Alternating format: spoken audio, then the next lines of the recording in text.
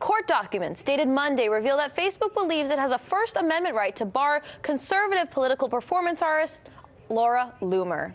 It appears Facebook is trying to have it both ways, though. On one hand, it wants to be protected by the First Amendment in its ability to decide who is and isn't an extremist. Now, in order to do this, in order to have an opinion about who is and isn't an extremist, it needs to be considered a publisher. But on the other hand, the company has been positioning itself as not a publisher, but a platform. Let's take a listen to them distancing themselves from this designation of publisher in the past. Are you a tech company or are you the world's largest publisher? Because I think that goes to a really important question on what form of regulation or government action, if any, we would take. Senator, this is a really big question. I view us as a tech company because the primary thing that we do is build technology and products. But you said you're responsible for your content, which makes you kind of a publisher, right? Well, I agree that we're responsible for the content, but we don't produce the content. Now, the statement you just heard from Mr. Zuckerberg is one of the many examples of Facebook maintaining that it's not a media publishing company, but simply a tech platform. But here's the problem.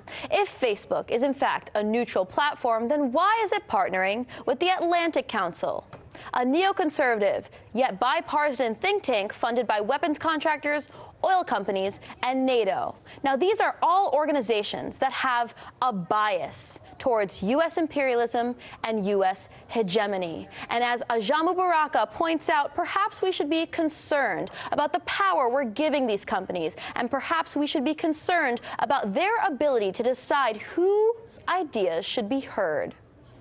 Take on what the advent of Russiagate has done in terms of intensifying the censorship we're seeing on social media platforms. You know, we're hearing a lot in the mainstream corporate press about how it's usually the right, or at least it's publicized when it's the right gets censored by these giant tech corporations, but you actually take a different view. You say that this censorship has the real target of the left. Can you talk a little bit about that?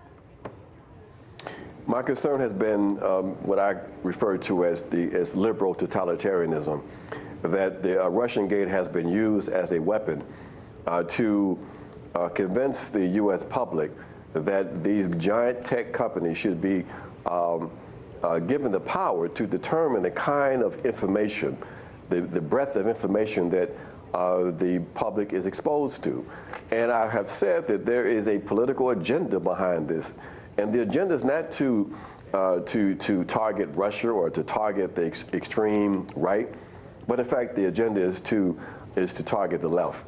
That we are going to be the ultimate targets of this new McCarthyism, and it's been quite clear that that's been the objective. That there's been a kind of ideological conformity being imposed on the general public.